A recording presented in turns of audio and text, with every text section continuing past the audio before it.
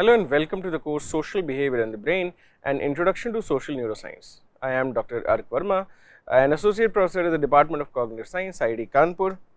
This is week 5 of the course, where we will try and understand social outgroups, we will try and understand the way we interact with them, the emotions they elicit in us, and the neural basis of those emotions. In this lecture, we will continue talking about dehumanized perception, the exact topic that we discussed in the previous lecture. Now, if you remember, dehumanized perception basically refers to when extreme prejudice prevents one to perceive the humanity in other members or members of others or other outgroups.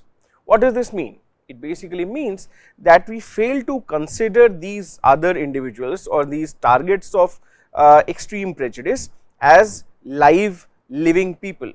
We fail to consider their inner life, we fail to mentalize them, we fail to empathize with them or understand that they have an inner life, they have feelings, they have emotional states, they have will, they have a choice.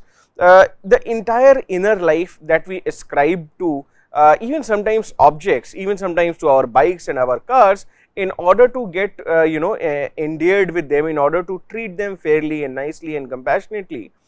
It happens in some situations where the overriding feeling towards this other person or towards this other outgroup is the feeling of disgust.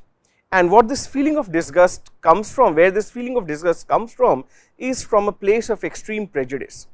What it does, it is that it sort of blinds us to the possibility or it blinds us to the mental states and emotions that these others might be feeling, that makes our behavior extremely harsh and inconsiderate towards them. In a sense, and that is what we have been discussing so far, is that we dehumanize them, we strip them of all the qualities that are ascribed or that are considered necessary for anyone to be regarded as human. You know, the notion of choice, of will, of mental states, of experiences, and all of that. As a package, we believe that these people, this person, does not have any of this, and that allows us to even reinforce our prejudice even more. That allows us to sort of behave in a particularly harsh manner, in a particularly unfair, inconsiderate, cruel manner sometimes to this bunch of people, and this particular phenomena is referred to as dehumanized perception. Let us consider some of the theoretical models, some of the important, or one of the very important models that has been put forward to understand this concept of dehumanized perception in some more detail. Now, Fiske and colleagues offer the stereotype content model or the SCM model, which is how we will talk about this in the next lecture as well. It predicts differentiated levels of prejudice for different kinds of outgroups. Remember, we started with the premise that people treat those that are similar to them or that are considered in their own in-group by any source of shared identity, say for example being the same gender, being the same religion, caste, nation, any of these bases. People who we classify as members of outgroups are basically targets for different kinds of feelings. I mean, sometimes if we are kind towards them, sometimes we are extremely harsh towards them, sometimes we are prejudiced or discriminatory towards them, alright. So, Fiske basically says and basically predicts, as per the stereotype content model, that different types of outgroups can be there, and these outgroups can be understood on the dimensions of warmth and competence. I will talk to you about the model in more detail.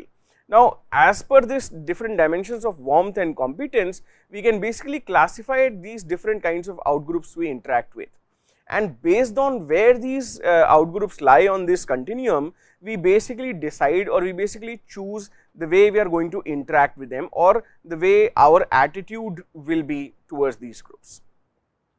So, this SCM model incorporates this fundamental friend foe plus capability judgment. I will just show you the model in a bit. It proposes that everybody or all individuals appraise these societal groups as intending either help or harm. So, this is warmth. You can be warm towards people who you know that you want to help or they want to help you, and there is that compassionate relationship, or harm. There can be groups that you will perceive, oh, these are people, or this is a person who is intending to harm me. So on this scale of warmth, one side there is help, the other side there is harm, and as capable or not to enact those intentions. So for example, somebody might be intending to harm you, but they are so inferior to you in some kind of social strata, in some kind of metric, that they cannot enact that intention to harm you. And similarly, some people can be, while they might be intending well towards you, they are not in a position to help you. Alright. So this is the dichotomy. On one end there is warmth, and on the other end there is competence. Alright. And across these dimensions, the outgroups can be differentiated into 4 low to high, warmth into competence clusters, and this basically according to this model leads to 4 types of basic emotions that we will have for these outgroups. What are those emotions? Those emotions are pride, envy, pity and disgust. Let us look at the slide and let us try and understand this in some more detail. So here you see on the x axis is the dimension of warmth. This is the model, the stereotype content model by Fiske and colleagues. On the y axis there is warmth, and on the x axis we have competence. The extreme is high and here is low. Now you can see here, based on where or in what quadrant this particular group is lying. So all these 4 circles are groups. Based on where on this 2-dimensional plane these outgroups lie, will basically determine the feeling we will have towards them. For example, you can see when there is low warmth and low competence, the feeling that is supposed to be felt towards these groups is that of disgust. Okay, so people who you really who you are very indifferent to, people who neither inspire any warmth in you and nor are considered capable of helping you out or anything like that, they will basically inspire this feeling of disgust. On the other hand, you will be filled with pride for people who you like, who you think are close to you, are in your in group, and also have high capability, high competence. You see a lot of times people take pride in other people's achievements. Oh, I know this guy because he was from my school. I know this guy because he belongs to my country. I know this guy because he belongs to my caste or my religion or my gender, and there are different ways people sort of chalk this out conveniently. So on this top dimension is this idea of pride. And then there are slightly different kind of dimensions. For example, pity is there where there is high warmth but low competence, and envy is there when there is high competence but low warmth. So these are people who obviously are probably doing very well in their lives, and you are envious of their social standing and of their position and so on, but they are people you don't like so much. A lot of times there is often somebody in your workspace or in your class or in your family who's doing very well, who's doing perfectly well and has demonstrated competence and so on, but then these are not the people who you like so much, maybe because they are not very kind towards you, you have had a bad experience in the past and so on. Now this model offers a way to evaluate a given social group on these 2 dimensions, warmth and competence, and this model predicts that based on their position in these quadrants, that will be the basic feeling or emotion you will have towards these groups. So going by the model, not all outgroups shall provoke unambivalent animosity. You will not be feeling extremely, you will not be treating all of these outgroups as enemies. You will recognize that you have an in group and you have an out group, but not all outgroups will provoke that kind of animosity, that you will be charged by or you will be motivated by. Outgroups that are stereotyped as either competent or warm, but not both, would either elicit the intention of either pity or envy. We just saw it previously. So both are sort of ambivalent emotions, whereas in groups and allies that are perceived high on both dimensions would receive a positive response, for example the response of pride. So these responses, pride and admiration, assume self-relevant positive outcomes, and they are typically reserved for cultural default. So, for example, there is a cultural default that, oh, this particular strata of society is both high on warmth and competence, and people should be warm towards it, people should appreciate this, and these are the champions, and so on and so. For example, the middle class of any society is considered to be the engine of that society. These are the people who are working and who are working hard, who are moving the society, who are sort of not most affluent, and they still are connected with the lesser fortunate member of the society. There is that interaction and that relationship still intact.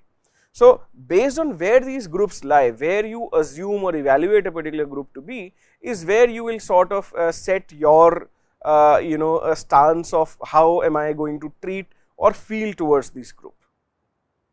Outgroup prejudices, interestingly, will occur in the 3 remaining quadrants, and some will be more harsher and more worse than others. So, let us look at it. For example, moderate prejudices are slightly ambivalent, they are neither very positive or very negative. So, they mix positive and negative reactions. For example, in one mixed case, you will have both envy and jealousy, which represents others' positive outcomes, and they are basically elicited by groups that are considered stereotyped as competent, but they are not really warm. Okay. Envy, for example, admits respect but harbors dislike. So, people here on this place which have high competence but low on warmth, they are considered to be you are envious and you are sort of aware of their competence and their social power, but at the same time you are not very happy about them. You do not like them. There is a feeling of envy, there is a feeling of jealousy, there is a feeling that, oh, it is good by luck or by sheer talent that guy has achieved so much, but he is not a good person. And you will hear these refrains a lot of time, oh, he is very successful, but he is not a good guy, alright, or a good girl, or any of those kind of things. Now, there is another mixed combination also possible. The other mixed combination would be groups that are stereotyped as warm but not competent. For example, elderly people, there is a lot in terms of warmth and in terms of relationships and in terms of wisdom that you can get from elderly people, for example, but there is not a lot of competence. They are not of a lot of use to you directly if you look at it that way. If you look at, okay, whether these people can harm me or these people can help me achieve great things, sometimes the stereotype is that they are warm and they are good for the society, but in general they are not as productive members of the society as they once were. Alright. So, these kind of groups will elicit feelings of pity and sympathy, which are basically reserved for people with uncontrollable negative outcomes. For example, if something bad is happening, these people cannot defend themselves against those kind of feelings. Alright. So, this is again very interesting, but look at this in more detail. For example, pity, it admits sort of benign low charged reactions, but sometimes also disrespect. And remember, one thing that I will just step aside from this model and tell you is that this model is described in terms of a highly individualistic Western society. So, if you feel that a bunch of things that I am saying here are not really making sense in the perspective of an Indian society, you will have to sort of temper it with the understanding of how Indian society would work, or say, for example, from an Indian perspective, how will you moderate this particular model and how will you assume that things work, alright. So, pity, for example, is not really considered a very positive emotion in the West, okay. It obviously admits benign reactions, you will not really go after these people, but you will not respect these people a lot. So, for example, you will not be inclined to listen to them and you will not be inclined to be convinced by them and so on, okay. So, moving on, only the most extreme groups, for example, that lie low on both competence and warmth, will actually receive this unabashed disliking and disrespect. So, this is the bunch of people who will elicit disgust, okay. These are the groups that are neither warm, they do not inspire feelings of warmth within you, they do not inspire feeling of help, helping within you, or they will not be very helpful to you and so on. And they are neither perceived as competent, they are not perceived as competent people who can actually make a lot of difference in the society, okay. And this basically breeds what is called the worst kind of prejudice, both disgust and feelings of contempt. And this is a sort of group that, based on perceived moral violations and negative outcomes that they are allegedly causing themselves. For example, take a particular social group, any group you can take, you can just carve out your society into groups and you can say, oh, these people. For example, I'll take a classroom example, because this is a class where we are in.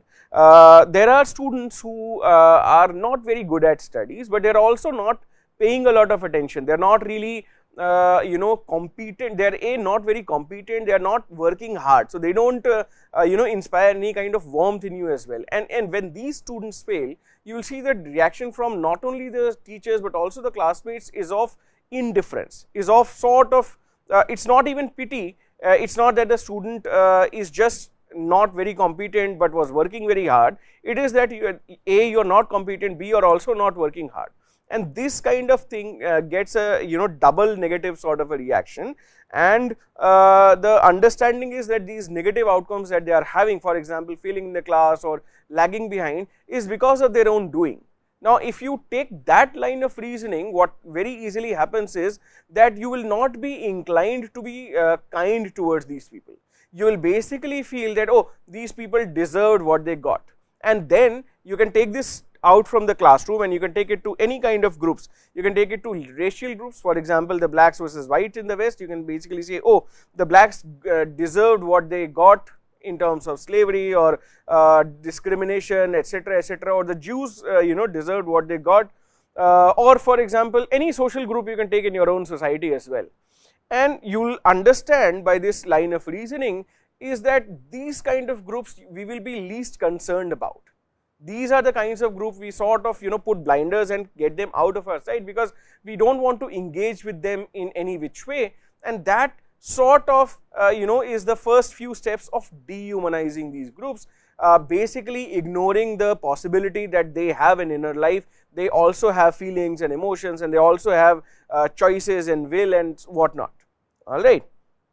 And this is again something that is possible both for people, animals and non-human agents. Say for example machines, say for example if your bike is not very good and it's always giving you problem, at times you will get disgusted and say, oh, just let me throw it in the garbage and so on.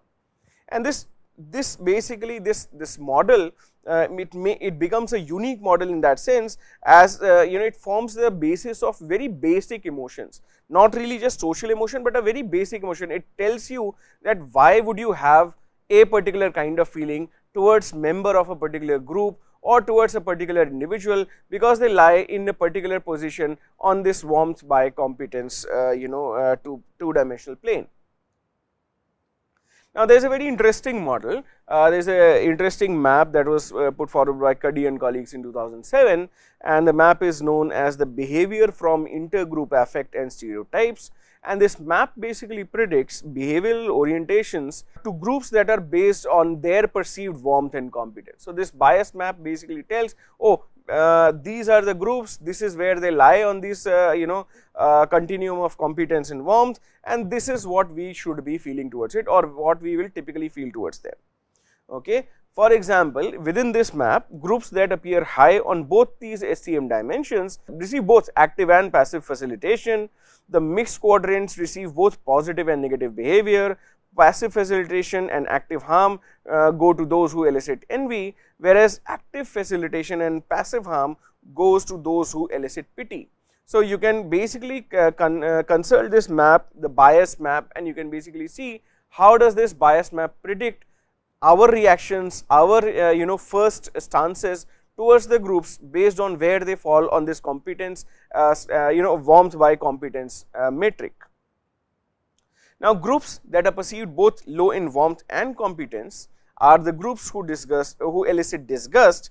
They are basically subjected to both things. They are subjected to both active and passive harm. Interestingly, just sort of dwell on this a little bit. What would be active harm? Active harm would be that you are consciously working towards harming or providing harm or facilitating harm to these people. But what is passive harm then? Passive harm is the idea of indifference. When these people are suffering, when they are in a bad situation, when they are in a bad place, your heart is not getting moved by their troubles, your heart is not getting moved by their difficulties and by how they are feeling. So what interestingly happens is this group gets subjected to both active harm, you might use every opportunity and every chance to harm members of this group, but more importantly you also avoid any you don't take up any possibility, any opportunity to help these people out, alright. And these are behaviors consistent with both the historic and the present day examples of dehumanization. I have in the past taken examples of racial bias. So, as I was saying earlier, the blacks got what they deserved is what some people would feel, because according to their initial perception, the blacks lie on the the lowest continuum of both warmth and competence. The Jews got what they deserved. Again, you can consider any number of Holocaust movies, and the the pervasive idea that seems to fuel the Nazis and Nazi sympathizers is the fact that, oh, Jews are the source of all the problems in the country, Germany, as was propagated by the Third Reich, and that is why whatever the Nazis and the Hitler was doing towards them was well deserved. People did not make attempts, although a lot of people did, a bunch of people did not make even attempts to sort of save them from the harm that they were getting. And these could be people who you have shared your lane with, you lived with them, you worked with them, they were your colleagues in the university a few years ago, and so on and so forth. So this is a very interesting way where you can see, oh, how does dehumanization basically work, and this model, the SCM model, provides you with a very good estimate of the mechanics of dehumanization. Now, this is just bit of theory about dehumanization. Is there neural data? Is there other kinds of data that support it? Let's look at it. So, researchers have obviously tried to investigate the neural basis of emotions elicited by the groups as characterized by the SCM model.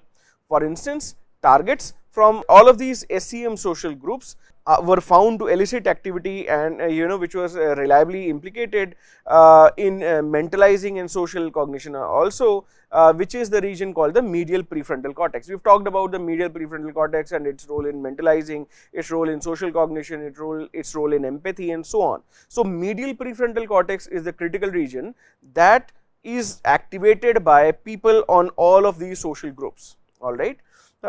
With the exception, however, of social targets who elicit the most basic negative emotion of disgust. So, all three kinds of groups do moderate medial prefrontal cortex activity to a certain extent, to different extents for that matter, but this group that is eliciting the feeling of disgust does not seem to even activate or moderate the activity in the region of the medial prefrontal cortex. These are the people, these are the social targets that are considered as the dehumanized targets, okay, and these targets interestingly elicit activity in two very different neural regions, the amygdala and the insula. Remember, both of these regions are basically responsible, or they are basically implicated in the first evaluation, or the first impression, or the first basic response. Remember, amygdala is implicated in fear, amygdala is implicated in vigilance, in computing danger, and so on. Similarly, insula is implicated in also cognition of fear, in the cognition of basic negative outcomes, and so on. So, this is very interesting that this group on the SCM model, this particular group actually does not moderate medial prefrontal cortex activity, rather this group moderates activity in the amygdala and in the insula, alright. Now, moving on, Harrison Fiske basically conducted studies to investigate this and to sort of establish this a little bit, and therefore they showed participants pictures of a social target for either a long period 2 seconds or a very short period 500 milliseconds after a 12-second fixation across in a slow event related design. So, for 12 seconds they are just waiting for the picture to come, then the picture either comes for 2 seconds or just for 500 milliseconds. Okay. The task of the participants was to basically indicate via the button press which of the 4 SCM emotions participants felt towards this particular person. So, for example, there will be 4 options, whether you felt pride, envy, pity or disgust towards this particular social target that I have shown you. Now, what will you do to do this? So, participants were basically found that they are assigning each emotion to the corresponding picture social target from that respective SCM space at a rate well above chance levels. So, it was very interesting to observe that the participants, the way they were assigning emotions, were actually in line with what was predicted by the SCM model. So, if there were people who followed on the lowest category of both warmth and competence, those people seem to inspire pity, seems to inspire disgust. People here high on both of these combinations seem to inspire pride. This other side, high competence, low warmth, seem to inspire envy, and high warmth but low competence seem to inspire pity.